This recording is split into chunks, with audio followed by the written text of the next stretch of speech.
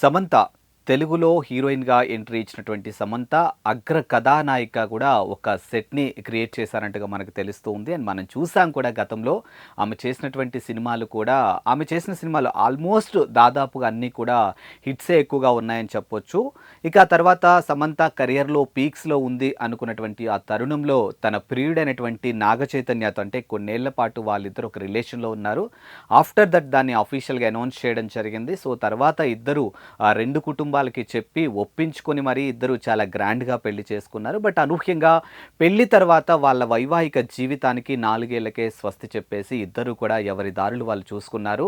So Samantha పెళ్లి కి ముందు ఏ విధంగా తన కెరియర్ ఏ విధంగా ఉంది, పెళ్లి తర్వాత తన కెరియర్ ఏ విధంగా ఉంది, విడాకుల తర్వాత తన కెరియర్ ఏ విధంగా ఉందనేది చూసుకుంటే విడాకుల తర్వాత సమంత వ్యక్తిగత లైఫ్ అలాగే ప్రొఫెషనల్ లైఫ్ కూడా కాస్త వెనకపడిందేమో అనిపించింది. ఎందుకంటే నాగచైతన్యతో విడాకుల తర్వాత సమంత ఆల్మోస్ట్ కొంచెం ఇబ్బందులకి గురైనట్టుగా తెలుస్తోంది. ఒకవైపు నుంచి సోషల్ మీడియా వేదికగా కూడా కొంచెం నెగటివిటీని కూడా ఆమె చూసింది. బట్ వీటన్నిటిని కూడా సమంత ఓవర్కమ్ చేసుకుంటూ ముందుకెళ్తున్నటువంటి తరుణంలో అనూహ్యంగా ఆమె హెల్త్ పరంగా కూడా కొన్ని ఇబ్బందులు ఫేస్ చేయాల్సి వచ్చింది. మయోసైటిస్ అనే ఒక వ్యాధి బారిన పడటంతో ఆమె సినిమా ఇండస్ట్రీకి దాదాపుగా ఒక సంవత్సర కాలం పాటు కూడా దూరంగా ఉంది అన్నట్టుగా తెలుస్తుంది.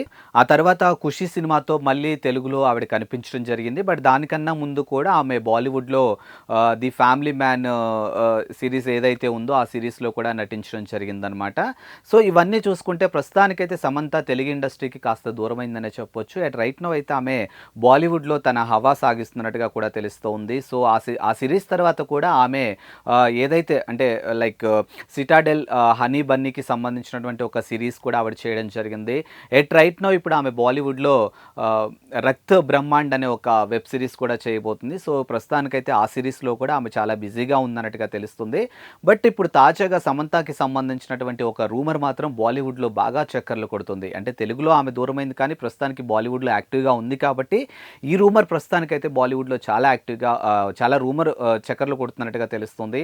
సో ఆ రూమర్‌కి సంబంధించినటువంటి డీటెయిల్స్ ఒక్కసారి చూసినట్టయితే సమంత గతంలో నటించినటువంటి సిటాడెల్ దర్శకులు ఎవరైతే ఉన్నారో రాజ్‌తో సమంత ప్రేమలో ఉన్నట్టు వాళ్ళిద్దరు కూడా ఒక రిలేషన్‌లో ఉన్నట్టు తెలుస్తూ ఉంది.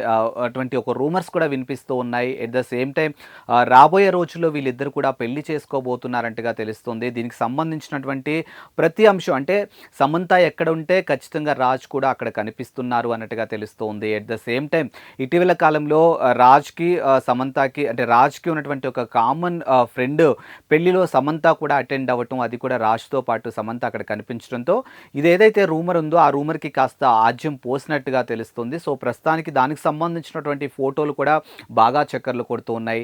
అండ్ మరోవైపు సమంత అంటే ఎలాంటి షూటింగ్‌లకి వెళ్ళినా కానీ లేకపోతే ఆమె ఏదైనా పార్టీస్‌కి వెళ్ళినా కానీ ఖచ్చితంగా రాజ్ కనిపిస్తున్నాడు. రాజ్ వెళ్ళిన ప్రతి చోట కూడా సమంత కనిపిస్తుంది కాబట్టి డెఫినెట్‌గా వీళ్ళిద్దరి మధ్య ఒక రిలేషన్ నడుస్తూ ఉంది. వీళ్ళిద్దరు ప్రేమలో ఉన్నారు. త్వరలోనే వీళ్ళిద్దరు పెళ్లి చేసుకోబోతున్నారు అనేది మాత్రం ఒక రూమర్ చాలా ఎక్కువగా వినిపిస్తుంది. మరి దీనిపైన అటు సమంత కానీ ఇటు రాజ్ కానీ ఎక్కడా కూడా రెస్పాండ్ అవ్వలేదు. ప్రస్తుతం మరి వీళ్ళేమన్నా రెస్పాండ్ అవుతారా లేకపోతే మౌనమే అంగీకారం అన్నట్టుగా చూస్తారా అనేది మాత్రం క్లారిటీ లేదు.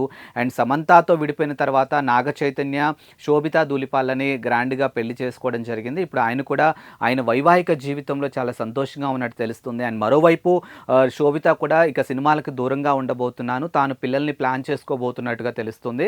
మరి ఇప్పుడు శోభిత కట్ ఇప్పుడు సమంత నాగ చైతన్య రిపీట్ సమంత రాజ్‌కి సంబంధించినటువంటి రూమర్ ఏదైతే వస్తుందో మరి దీనిపైన క్లారిటీ వాళ్ళిద్దరు ఇస్తారా లేదా అనేది మాత్రం ప్రశ్నలా కనిపిస్తూ ఉంది.